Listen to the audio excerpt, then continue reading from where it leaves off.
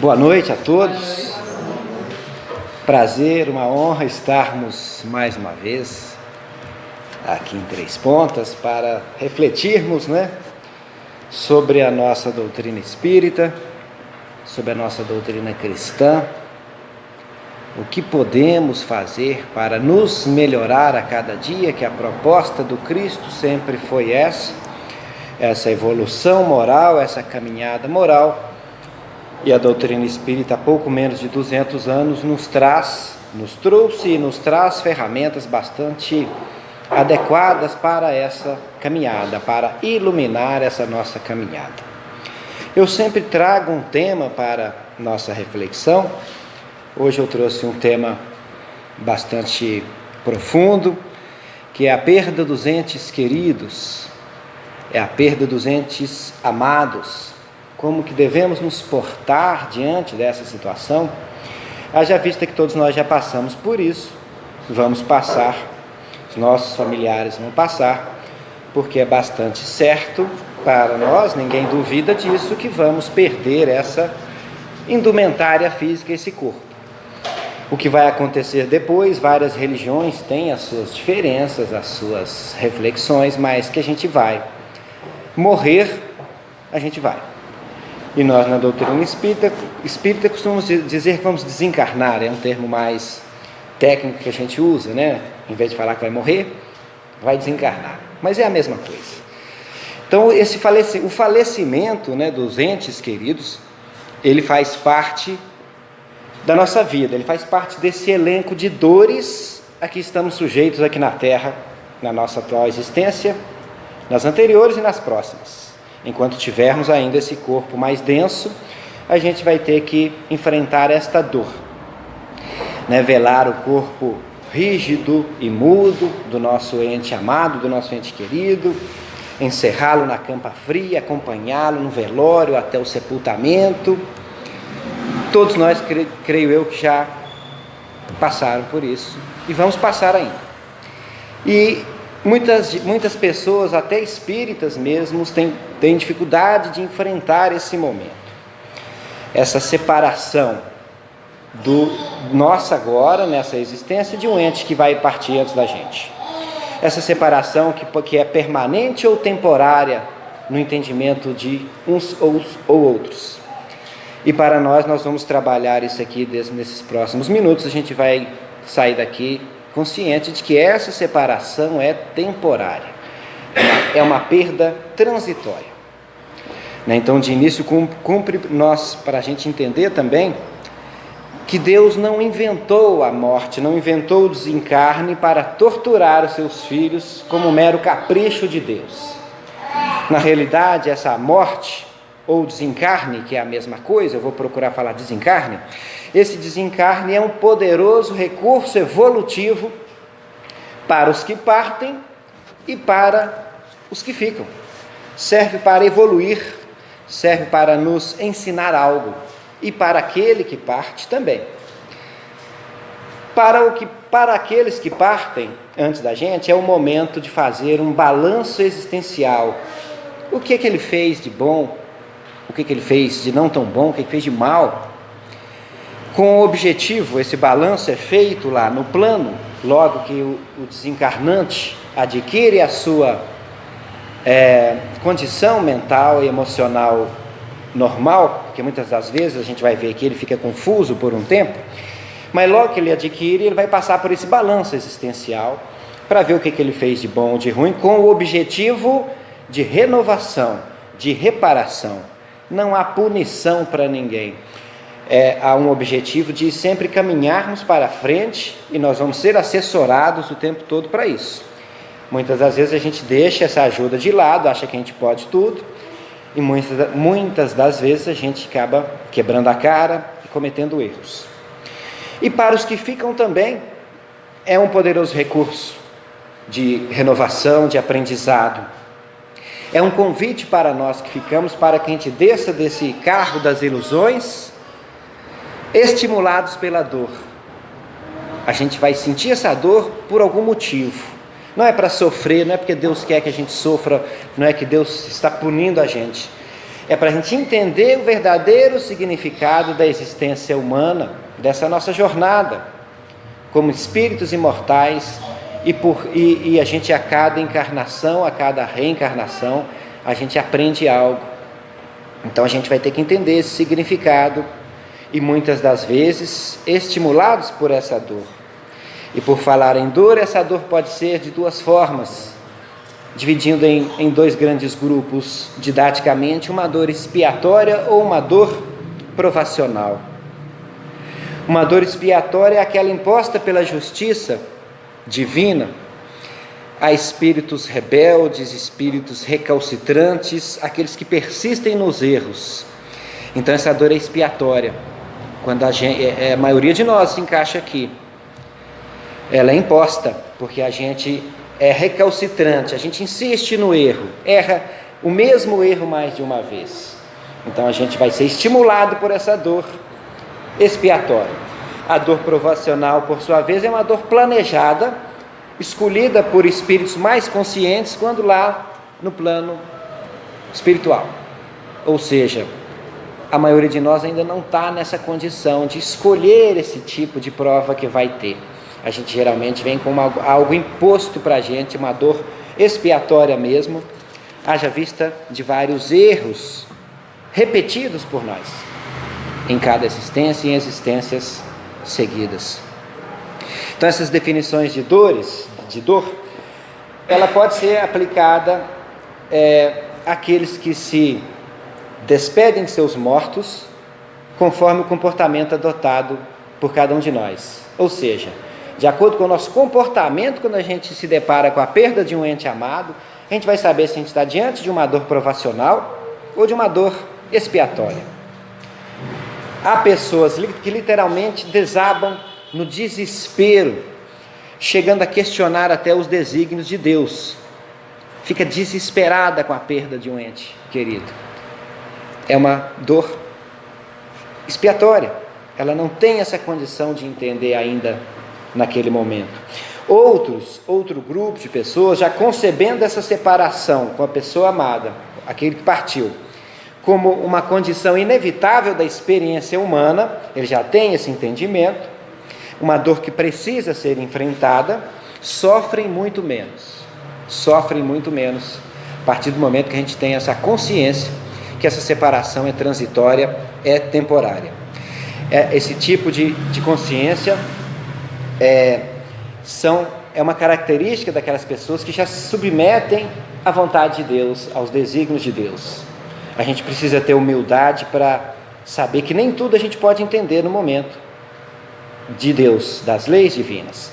Mas uma coisa a gente já precisa entender: essa separação é temporária, e a gente precisa compreender a morte como uma prova tolerável, que a gente aguenta, a gente pode suportar. A gente tem que ter essa compreensão, porque Deus é todo poderoso, é todo bondade, é todo amor. Como eu disse no início, Ele não inventou a morte como uma simples punição para cada um de nós. Então, quando a gente começar a entender essa morte, esse desencarne como algo natural, algo tolerável, uma dor tolerável, a gente vai suportar isso de uma forma muito melhor. Então, compreender a morte, o desencarne, como uma separação inexorável, ou seja, certa, porém transitória, passageira. Compreender que todos nós, com esses que partiram, nós vamos nos reencontrar um dia na espiritualidade ou mesmo em outro plano carnal. Fica muito mais fácil de aceitar o desencarne, fica muito mais fácil de suportar essa dor que é tolerável. A gente vê muitas pessoas, a gente mesmo já pode ter passado por momentos de desespero, mas a gente sabe que passa, que é tolerável a partir dessa compreensão e utilizando essas ferramentas que a doutrina espírita nos traz. Então, compreender a pluralidade de existência, a gente saber que a gente vai ter infinitas existências até ser um espírito de luz, infinitas mesmo. O próprio Jesus falou que ele ainda ia ter, que ele ainda tinha coisas para aprender, já um espírito de uma elevação nunca vista aqui na Terra, como nós sabemos, o Espírito mais iluminado que esteve conosco, ele próprio disse que nós poderíamos ser igual a ele, fazer o que ele fez e muito mais, e ele mesmo ainda estava em processo de desenvolvimento, de aprendizado, até Jesus. Outro ponto importante, dizendo assim, das ferramentas da doutrina espírita, a gente já falou aqui da compreensão da pluralidade das existências, da reencarnação, a gente entender também sobre esse intercâmbio. Isso nos traz uma certa segurança, o intercâmbio entre nós aqui com os de lá, entre os encarnados e os desencarnados, não só através de uma mesa mediúnica, que poucos tiveram oportunidade já de participar, mas isso acontece até nos sonhos, nas intuições, a gente percebendo que essas pessoas que partiram, elas estão conosco de alguma forma. É muito interessante a gente compreender esse intercâmbio entre encarnados e desencarnados, que acontece com muito mais frequência do que a gente imagina.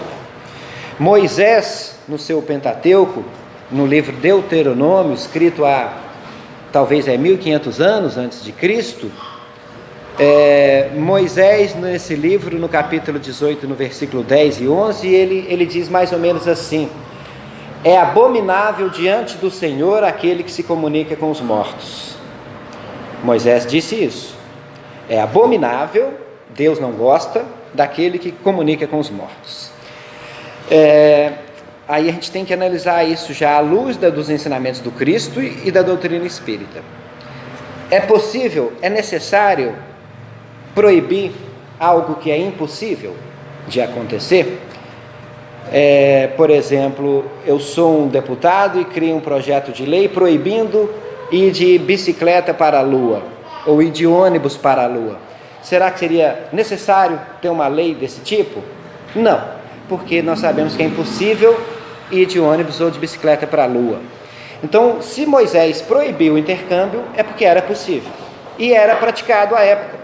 Só que Moisés tomou essa iniciativa na época, 1500 anos antes de Cristo, porque estavam utilizando esse intercâmbio para ganhar dinheiro, para fins que não eram o que depois Jesus veio explicar para a gente, por que a gente precisa dos espíritos, e Kardec, mais recentemente, veio explicar isso mais claramente. Então é bastante interessante essa passagem, já 1500 anos antes de Cristo, Moisés proibindo a comunicação com os mortos. E como eu dei o exemplo aqui, a gente só proíbe algo que é possível. O que é impossível não precisa proibir. Me faz lembrar aqui também esse intercâmbio, uma passagem que tem com Herculano Pires, um escritor famoso da doutrina espírita, jornalista, tradutor da obra de Kardec, também, vários livros foram traduzidos por Herculano Pires, um espírito relativamente já evoluído, bastante evoluído, que já construiu na sua época de encarnado, na sua última encarnação, já um tesouro já de sabedoria e de virtude. Então esse tipo de pessoa como Herculano Pires, ele não teve dificuldade na sua transição, ele não teve dificuldade na passagem desse plano para lá, na morte, essa transição, esse desencarne. Ele teve um infarte e foi conduzido para o hospital, ao mesmo tempo que estava tendo na garagem da casa dele uma reunião espírita. Ainda os centros espíritas ainda pouco difundidos, era comum nas casas dessas pessoas existirem as reuniões espíritas. E um espírito se aproxima de um médium na reunião e dá a notícia que Herculano Pires tinha desencarnado, durante a própria reunião.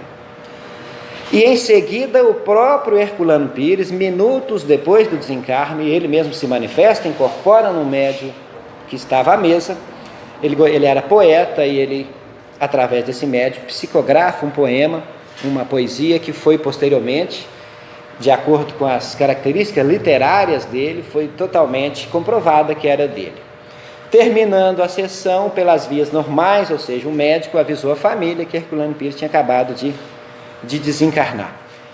Então esse exemplo foram minutos que ele recobrou a sua lúcida consciência, pelo seu conhecimento dessa passagem, dessa pluralidade de existências, desse enfrentamento do desencarne com mais tranquilidade, com mais consciência, tendo certeza que a vida corporal, a existência corporal termina, mas a gente continua como espíritos imortais.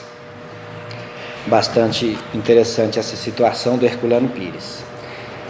Falando do desencarne, mais uma vez, podem acontecer duas situações um pouco chatas no desencarne de uma pessoa conhecida, de um ente amado. O desencarnante, o morto, perturba o vivo, ou os vivos perturbam o morto, ou as duas.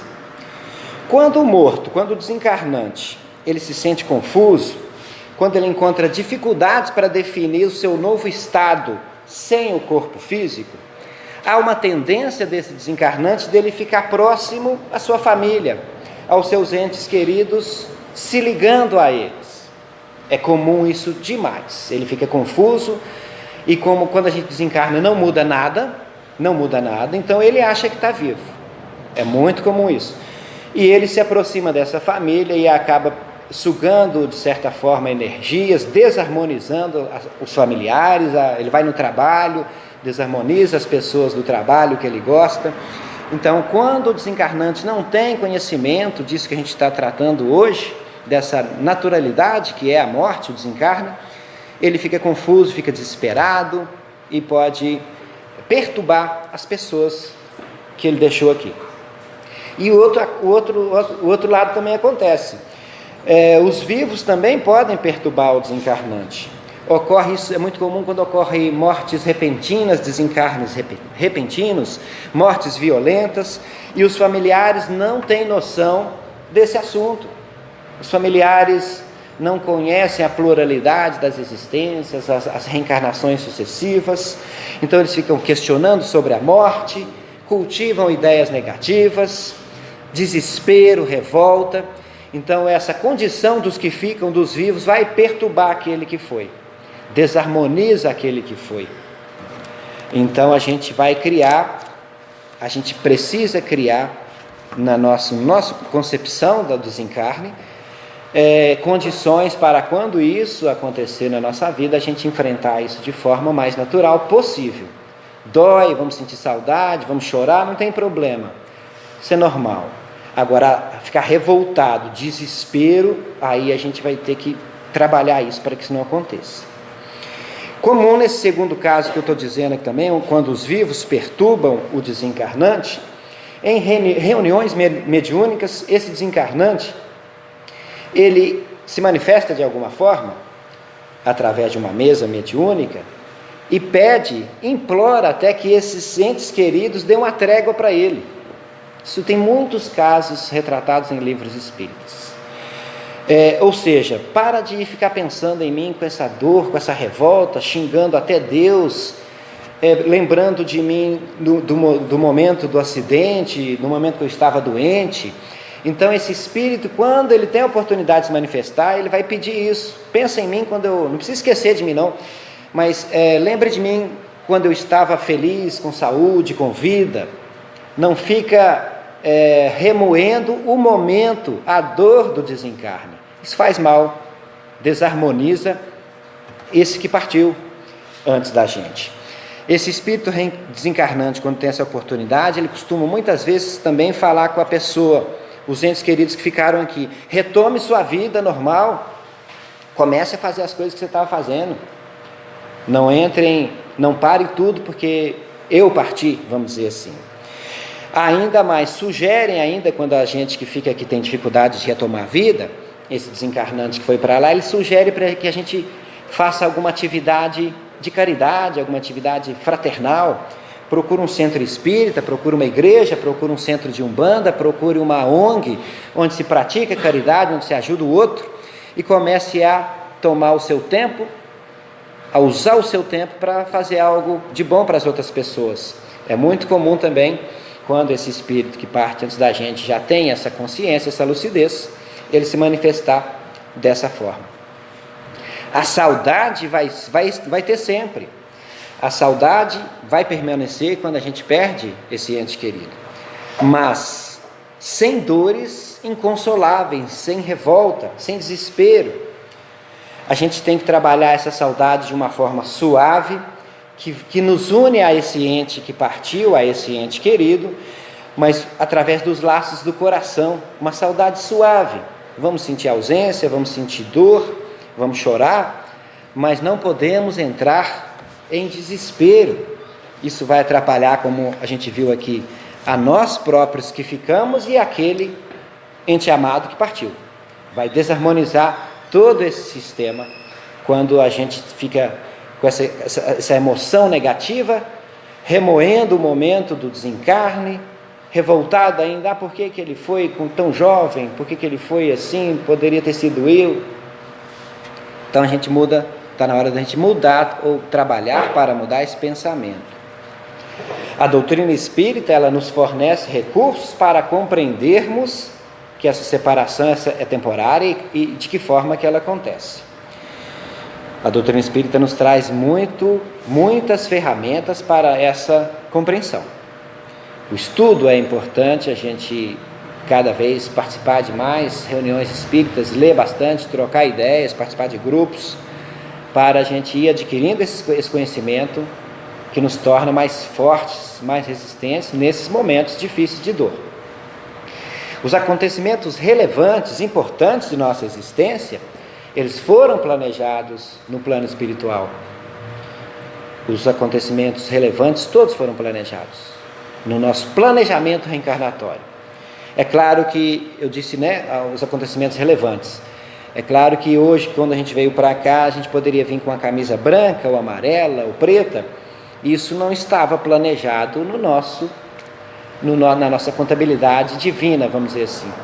Mas os acontecimentos relevantes, sim. O fato de nós, em dado momento, termos acesso à doutrina espírita estava planejado.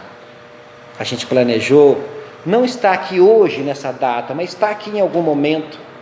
Ouvir o que eu estou falando, ouvir o que o palestrante anterior disse, o que o próximo vai dizer.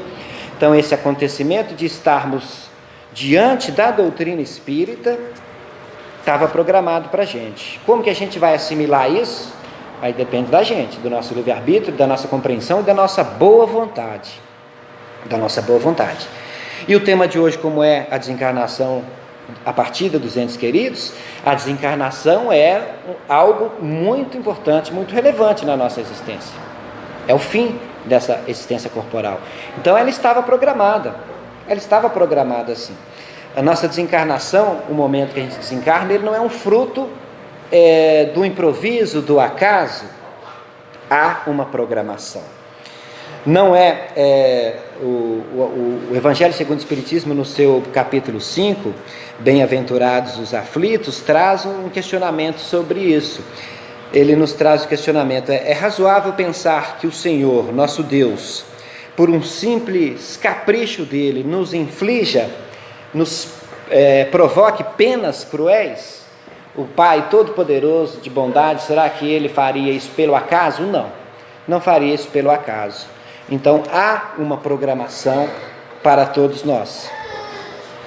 Aí vai gerar algumas dúvidas isso que eu estou dizendo, em relação ao nosso livre-arbítrio.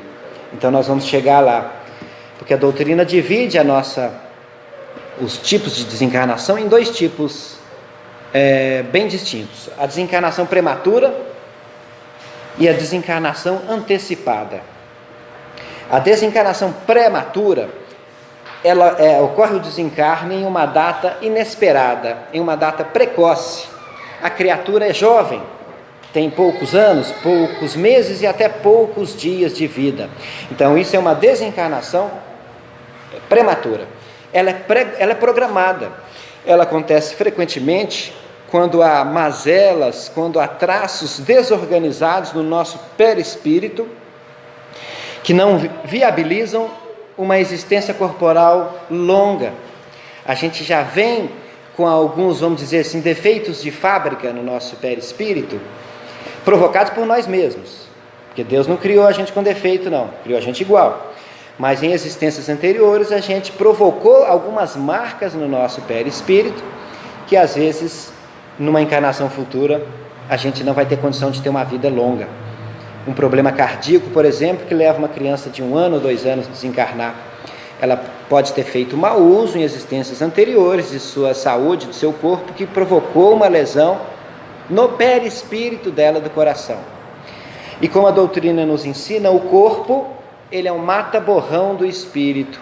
Então, na nossa existência, o corpo suga esse desequilíbrio, essa mazela, aí a gente desencarna às vezes prematuramente. Mas tudo isso com um objetivo, uma programação. Nas próximas encarnações a gente vai vir em condições melhores, perispírito mais equilibrado, o espírito mais equilibrado, para nos fornecer um corpo mais adequado para a gente viver mais tempo. Então essa é a desencarnação prematura. Então, devido a um processo de purificação espiritual, a gente nasce com alguma fragilidade orgânica, né? Um suicida que tomou veneno, por exemplo, ele vem com essa região toda que ele, na última encarnação que ele suicidou, que ele destruiu, ele vai vir em algumas encarnações ainda com essas sequelas. E enquanto ele não, através de outro corpo, não zerar esse desequilíbrio, o perispírito dele não fica apto a adquirir um corpo que vai viver muitos anos. Muito interessante isso aí. E esses desequilíbrios que eu disse, eles são provocados por nós mesmos. Nós somos causadores desses problemas e por isso que às vezes a gente tem essas desencarnações prematuras. Em regra, esses espíritos renascem sabendo que não vão viver muitos anos. Em regra, quando eles estão lá. Mas quando chega aqui com o esquecimento do passado, né, a gente não sabe quanto tempo a gente vai viver. Mas isso é benéfico. Isso é um processo de depuração espiritual, de recomposição espiritual. Então essa é mais ou menos a desencarnação prematura. A outra que eu disse é a antecipada. Essa é mais frequente também. É muito frequente. Acontece no momento anterior, antes daquele momento planejado por nós, pela espiritualidade. Você vem com uma energia vital para viver 60 anos. Mas em virtude do seu livre-arbítrio, de escolhas erradas, você vai viver menos. Que livre-arbítrio e escolhas erradas seriam essas? O próprio descuido da sua saúde, uso de álcool, droga, alguma coisa nesse sentido que você faz deliberadamente e você reduz o tempo programado que você tinha numa encarnação. Quando você faz isso deliberadamente. Essa é a desencarnação antecipada. Eu dou sempre o exemplo de um carro, né? Um carro novo com um tanque cheio, com autonomia de rodar 500 quilômetros. Se você der esse carro para 10 motoristas diferentes, nenhum deles vai rodar os exatos 500 quilômetros. Nenhum vai. Um dirige de um jeito, um vai ligar o ar-condicionado, um vai acelerar mais, outro vai acelerar menos. E é dessa forma que funciona a energia vital que cada corpo vem. Se você souber usar, você tem a sua programação de viver 60 e pode chegar a 90. Se você não souber usar, você tem a programação de viver 60, mas vai reduzir isso para 15 anos, para 20. Né? O suicídio é a forma mais drástica que a gente tem dessa desencarnação antecipada. Ninguém vem programado para se suicidar.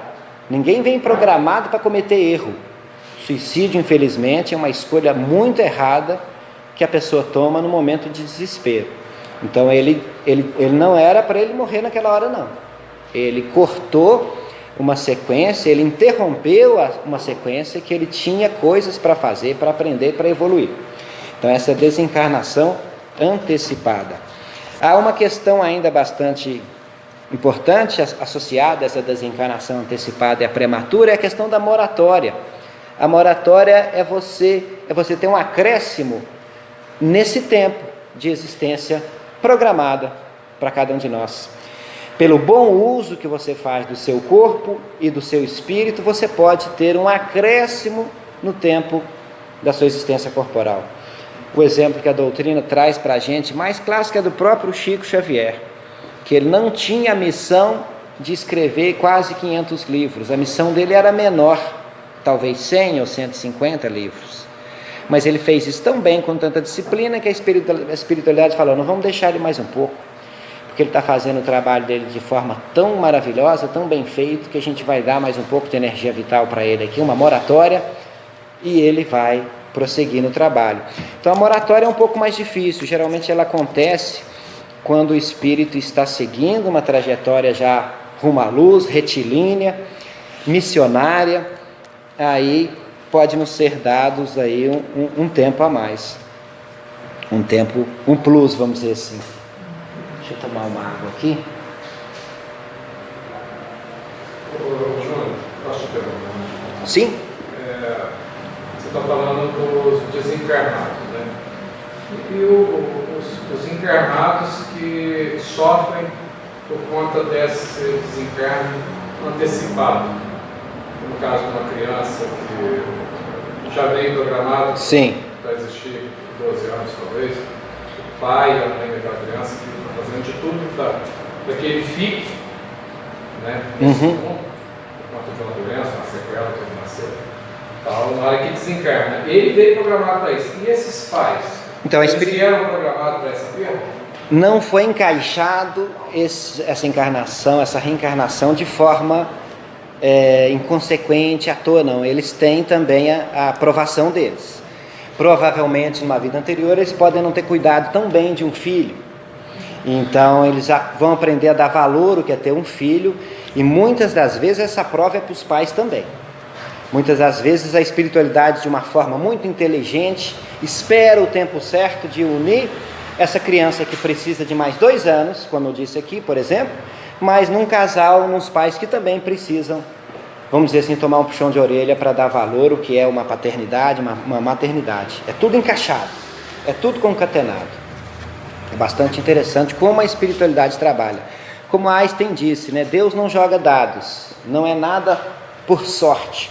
A gente não nasceu nessa cidade aleatoriamente, por acaso, não temos os filhos que a gente tem aleatoriamente, por acaso. Pode acontecer de uma família ter no seio familiar, uma família de 5, 6 filhos, vem um que não era conhecido anteriormente, vai começar ali uma relação nova. Acontece, por um motivo, às vezes esse filho diferente espiritualmente que vem é para reequilibrar a família de alguma forma. Mas o mais comum é que a gente já tem laços com essas pessoas, com o filho, com o irmão, com o marido, com a esposa. Então a gente já tem laços e precisa reparar alguma coisa. Numa perspectiva, ficou mais ou menos claro, né? Numa perspectiva psicológica, vamos falar um pouquinho desse problema da perda dos entes queridos. Numa perspectiva da psiquiatria, da psicologia, tem um modelo de estudo feito por uma psiquiatra suíça, Elisabeth Kubler-Ross, que ela delimita, ela nos traz 5 fases de luto, 5 fases que a gente, em regra, passa quando a gente se depara com a perda de um ente amado. Ou seja, ela chama 5 fases do luto. Numa versão que a psiquiatria adota também, dos modelos mais conhecidos. São 5 fases do luto. O luto é o quê? O luto é a conexão com a perda do objeto. Luto é a conexão, aqui no caso, com a perda do ente que partiu. Então, quando você está conectado com a perda, você está em luto. Então, luto para a psiquiatria seria isso, para a psicologia e para nós também, mesma coisa. Então, a primeira fase, segundo a psiquiatria, que a gente pode passar é a negação. A pessoa partiu, nosso ente querido, a gente nega, não pode, isso não aconteceu comigo, isso não está acontecendo comigo. Ah, meu filho morreu, não, isso não está acontecendo comigo, minha esposa morreu, não está acontecendo. A gente tem essa fase de negação. A psiquiatria estuda isso com bastante clareza e delimita essas fases. A segunda fase que a gente pode passar, em regra passa, é a indignação. Aí eu me revolto com essa perda, me revolto até contra Deus. Se eu sou espírita, me revolto contra a espiritualidade, está errado, não era. Eu sinto raiva, eu sinto revolta, eu xingo todo mundo, eu protesto, xingo até Deus. Então essa fase da indignação, a segunda fase. A terceira fase do luto seria uma fase da negociação ou barganha. Aí o indivíduo procura compensações, procura fazer acordo com ele mesmo, ou até com a espiritualidade, ou até com Deus. E se eu parar de sofrer, eu vou fazer isso ali na frente. se Deus me ajudar agora eu parar de sofrer por causa dessa perda, eu vou fazer uma caridade no centro espírita. Ele começa nessa fase de negociação, ele tentar fazer uma barganha com ele mesmo, ou até com Deus. Então essa seria a terceira fase do luto. A quarta fase do luto é a fase mais perigosa. É a fase mais perigosa, segundo esse modelo da psiquiatria, é a fase da depressão. A ficha cai, aí a gente se rende. A gente não consegue mais negar, não consegue ficar indignado, não consegue negociar, mas a gente começa a cair, entra em depressão. E a gente pensa, a vida não vai ser mais a mesma, eu não vou conseguir. Aí o indivíduo tem dificuldade de dar continuidade na vida normal dele, diante dessa perda, dessa fase do luto. A quinta fase do luto, segundo esse modelo, Kubler-Ross, é a fase da aceitação. Aí o indivíduo busca a desconexão com a perda. Ele busca sair fora do luto. Desconexão com a perda é desfazer o luto, para que a vida siga em frente. Porque um foi, o outro ficou. Alguém partiu na minha família, mas eu fiquei. Então eu preciso dessa aceitação. Eu preciso aprender a viver de forma diferente. Se eu perdi um ente querido, mas eu preciso aprender a viver dessa forma diferente. Aí vem a nossa reflexão. Nós que temos algum conhecimento da doutrina espírita, precisamos passar por essas 5 fases do luto? Será que é necessário passar por essa negação, essa indignação, essa compensação, essa depressão, só depois dessas 4 eu entrar na aceitação? Então, não precisa. A gente já pode entrar nessa fase da aceitação de imediato. Eu até ainda mudaria esse nome de aceitação da psicologia, trazendo para a nossa doutrina como compreensão. Para a psicologia e para a psiquiatria, aceitação. Para nós é compreensão. É o que a gente disse até agora. Compreender essa transitoriedade, esses motivos, entender e aceitar os desígnios de Deus, que é sempre mais sábio do que nós.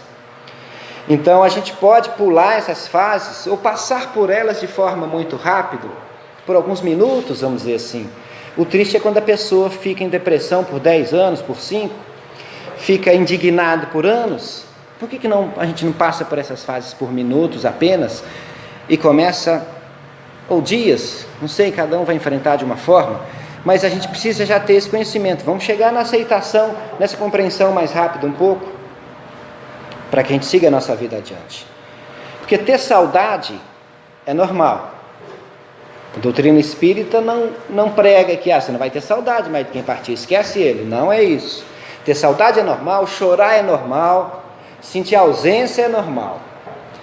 Mas seguir em frente com fé, com harmonia e tendo absoluta certeza da continuidade da vida. Emmanuel diz no livro A Religião dos Espíritos, mais cedo do que a gente imagina, a gente vai respirar junto com esse que partiu. Ele usa essa expressão. Nós vamos respirar junto com esse que partiu. Então é porque tem sequência na vida. Lá a gente respira, aqui também. Então, mais cedo do que a gente imagina, a gente vai ter essas oportunidades de reencontro. Né? Por outro lado, não é correto, não é certo, não é prudente a gente coibir o sentimento de saudade pelo ente querido que partiu em relação a uma pessoa que perdeu ao ente querido. Nós, como terceiras pessoas aqui no caso, você conhece uma pessoa que perdeu um ente querido e você é espírita e você vai coibir esse sentimento dessa pessoa. A gente tem que saber entender a evolução gradativa de cada um diante da perda do ente querido. Né? A gente tem que permitir aos que ficam, a esses que vão ficar aqui, que eles sintam a ausência dos que partiram da forma deles. A gente vai ter o momento certo de auxiliar, se a gente tiver essa condição, e quando é nós mesmos que enfrentamos a perda, a gente vai ter que aprender a nos auxiliar e aceitar a ajuda de quem pode nos ajudar. Né? Então, como eu disse, sobre a saudade, sobre o chorar e sobre o sentir a ausência, tudo isso é justo. Pois não? Você disse sobre a depressão. Muitas pessoas podem trocar isso por vingança, não pode? Pode. No caso de um reencarnado, às vezes matar, por exemplo, pode ser substituído no processo tal depressão por vingança, aquele sentimento de vingança. No momento até de indignação, né? Se caso, nesse exemplo que você está dando, você tem um ente querido que foi assassinado, e você vai, em vez de chegar um momento de você perdoar essa pessoa, que deve ser um momento muito difícil, para poucos, que a gente precisa trabalhar o perdão, mas vai vir essa vontade de fazer justiça com as próprias mãos, e mesmo que você não faça justiça com as próprias mãos, você vai desejar o mal para essa pessoa, você vai querer que ela morra do mesmo jeito, isso vai voltar tudo para a gente, pela lei de causa e efeito. Ele vai se torturar. Vai se torturar, em vez de perdoar, que é deixar de remoer a dor, ele vai sentir, continuar nutrindo essa dor. Então a vingança também ela não vai ser algo adequado para a nossa caminhada, de jeito nenhum. Eu falei do livro do Emmanuel, Religião dos Espíritos, tem um capítulo lá que é Ante os que partiram, que Emmanuel fala, dá uma dica para a gente também de enfrentar isso, vamos reprimir o desespero e diluir o desespero através da oração. O desespero pode nos levar à vingança, pode nos levar à revolta, pode nos levar a um tanto de coisa que é inadequada para a gente. Aí Emmanuel traz uma outra ferramenta aqui para a gente, a oração, que eu ainda não tinha falado. A oração para quem foi, a oração para nós como terceiras pessoas, orando para essa família que perdeu alguém, que está em momento difícil. O poder da oração é sempre muito forte, muito poderoso, e a gente deve ter essa consciência também, como nos ensina Emmanuel aqui no livro A Religião dos Espíritos, desse poder da oração, pedindo para abençoar essa pessoa que partiu, pedindo para abençoar aqueles familiares que ficaram. O poder da oração é sempre muito interessante. Devemos nos perguntar: eu choro de saudade, eu choro pela ausência, ou eu choro de raiva, de revolta, raiva de Deus? Vamos começar a passar também por essa autoanálise, para a gente perguntar isso para nós mesmos quando a gente se deparar com essa perda. Então, a gente manter essa saudade, esse sentimento é normal, mas o chorar de saudade é normal. Chorar de ódio, de raiva de Deus, de raiva do hospital que não cuidou, de um erro médico, o motorista embriagado que atropela alguém. Há vários casos aí que a gente está acostumado a viver, e que às vezes alguns de nós aqui já viveu casos assim. Então nutrir esse ódio não vai ser bom para quem foi para lá, e muito menos para nós. Esses sentimentos negativos, nos ensina Emmanuel nesse mesmo capítulo, Ante os que partiram, irradiam e vão irradiar essa energia negativa, prejudicando quem foi, quem partiu antes da gente, e prejudicando a gente que ficou para prosseguir na nossa existência. Então, pelo conhecimento espírita, por essa compreensão, a gente deve se esforçar para nos mantermos em harmonia nesse momento difícil que é a perda de um ente amado, de um ente próximo a gente. O Evangelho segundo o Espiritismo, nesse mesmo capítulo, Bem-aventurados os aflitos, o capítulo 5, traz um ensinamento dos Espíritos, que é o seguinte: se pedirmos a Deus em oração, mais uma vez falando na oração, para abençoar os que partiram, poderosa consolação nos alcançará.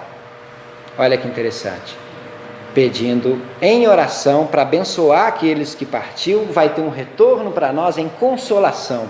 O que é essa consolação? É amenizar essa dor nossa, não deixar ela se transformar em desespero, nem em revolta, nem em ódio. Então, quando se faz essa oração para aqueles que partiu, mantendo sempre em oração, essa oração já começa no velório.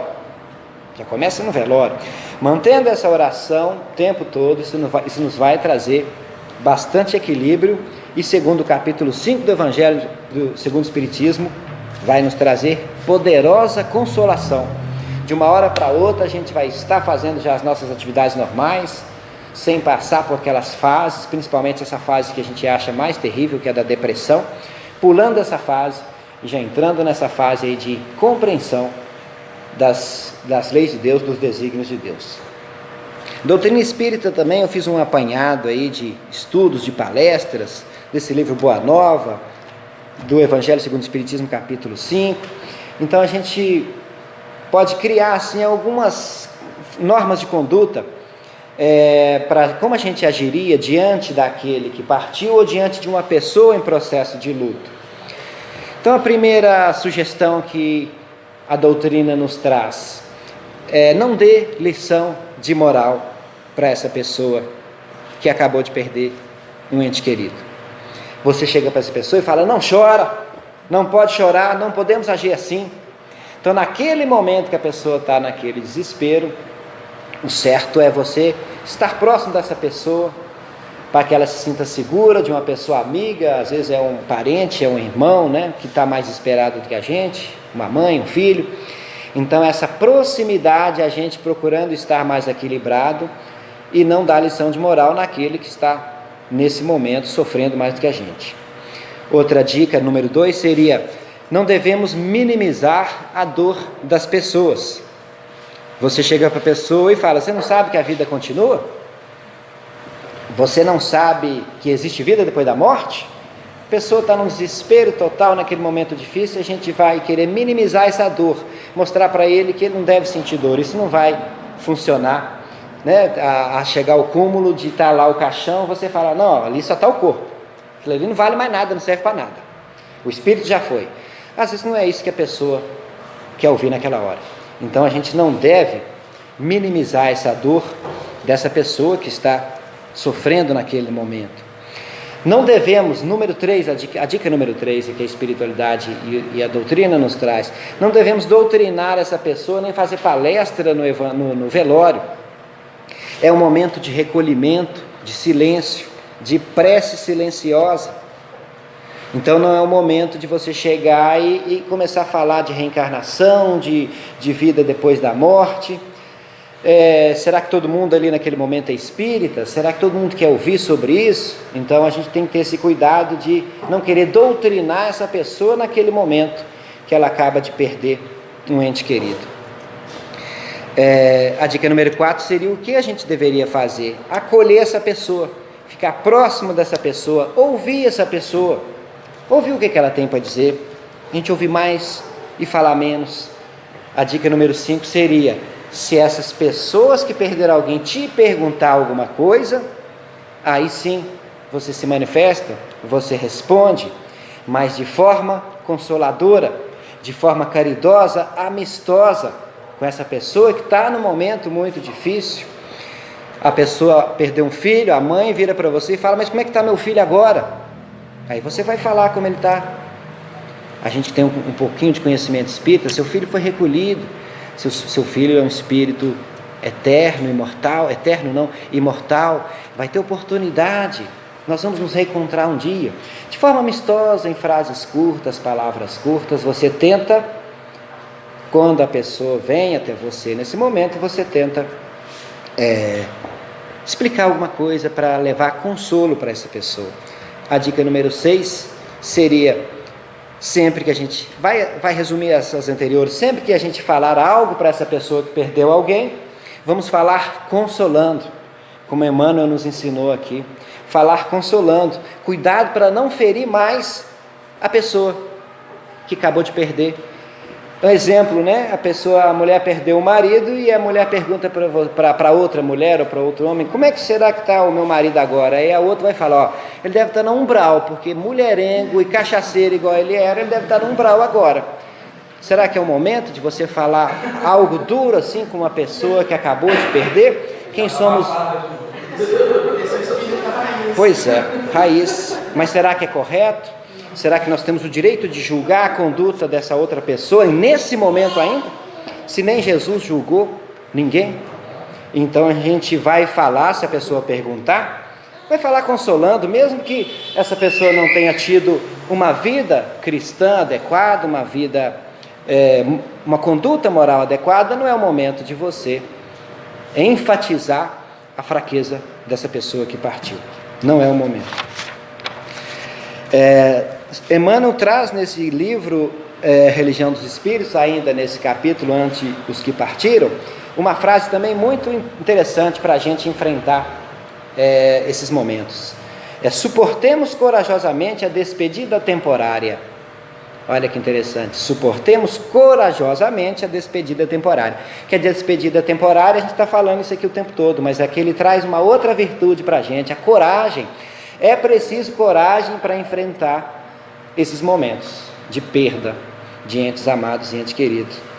Então ele ainda fala, recorda-te que no futuro mais próximo que imagina, respirará, como eu acabei de dizer, respirará entre eles novamente.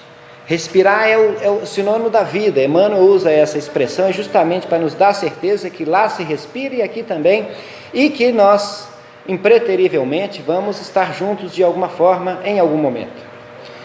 Né? Outra coisa importante, já estamos terminando, deixa eu tomar mais essa água aqui, já teve o tempo, né? Só queria falar mais uma coisinha aqui. Passou rápido uma hora, né?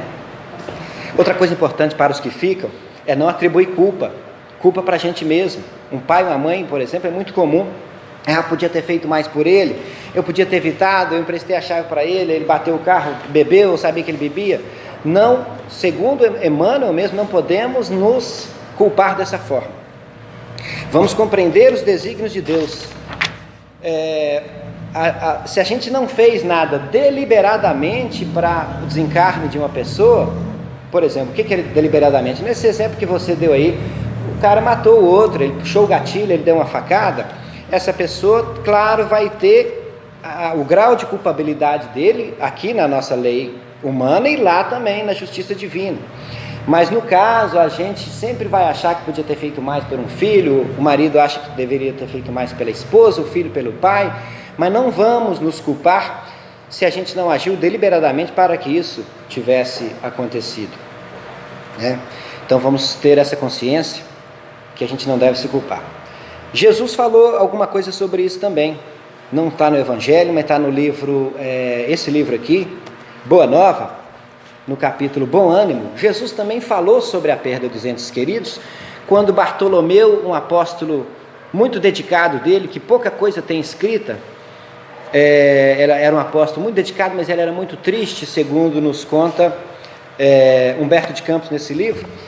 E Bartolomeu perguntou para Jesus, não será justificável a tristeza quando perdemos um ente amado?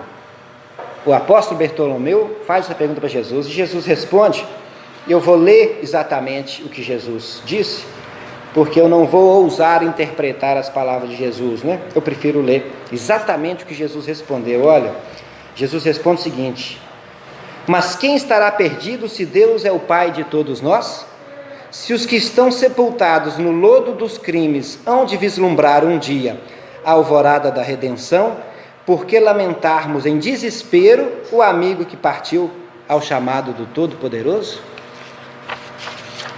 Jesus continua, a morte do corpo abre as portas de um mundo novo para a alma. Ninguém fica verdadeiramente órfão sobre a terra, como nenhum ser está abandonado, porque tudo é de Deus e todos somos seus filhos. E como Bartolomeu era muito triste, Jesus termina assim, eis porque todo discípulo do Evangelho tem de ser um semeador da paz e da alegria. Então, mesmo diante dessas perdas, o próprio Mestre nos ensina que a gente deve ter paz, cultivar paz, ter alegria, para que a gente prossiga nessa fase difícil, que é perder alguém. Só para finalizar aqui o nosso tema, a doutrina espírita, em alguns estudos aqui, eu achei uma questão que é interessante, que acontece com muitas pessoas, principalmente mãe e pai que perdem um filho. Devemos manter um santuário doméstico? Devemos guardar tudo daquele filho que partiu? A resposta seria, gradativamente, aos poucos devemos desfazer dos objetos e pertences deixados por quem partiu. Então, cultivar aquele quarto sem lavar roupa durante 5 anos, 10 anos, 15 anos, talvez não seja algo que faça bem para essa pessoa. Não que você vá como espírita falar, eu vi que tem que jogar tudo fora. Você chega no outro dia e já joga tudo fora. Não.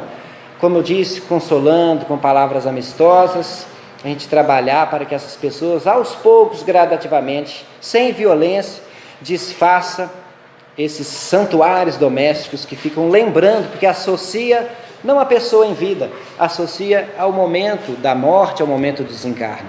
Então, gradativamente, a gente vai trabalhando para se desfazer disso, Ainda mais quando esses objetos têm utilidade para alguém.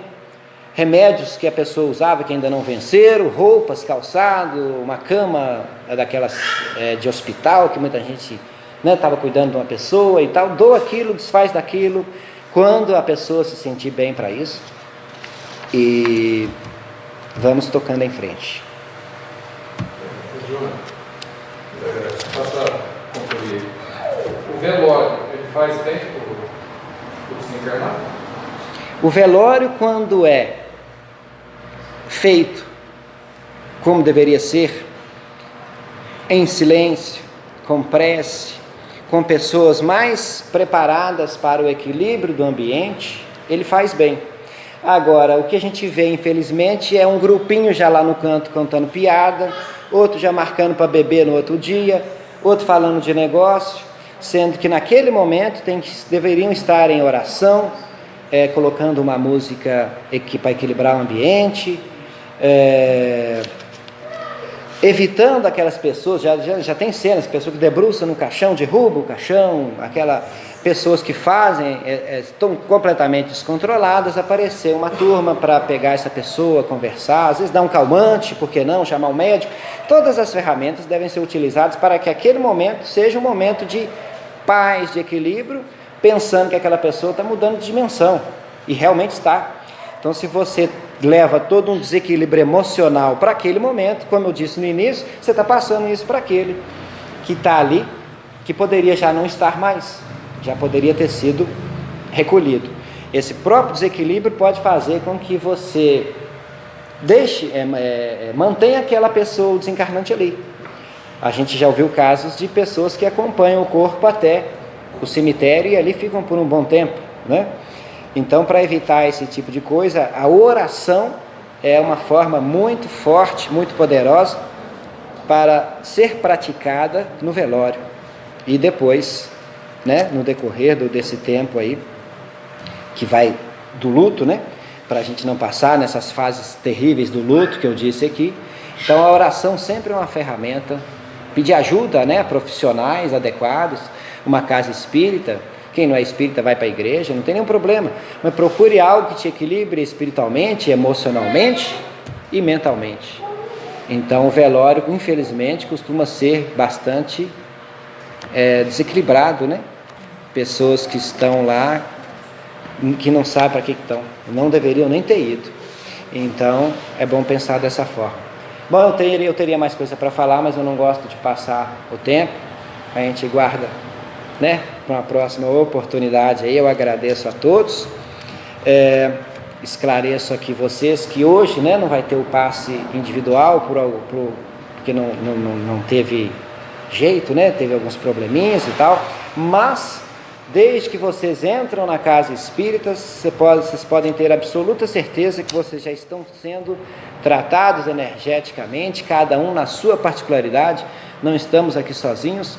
Então vocês já estão recebendo esse reequilíbrio, essa harmonia energética que a espiritualidade propicia a todos nós.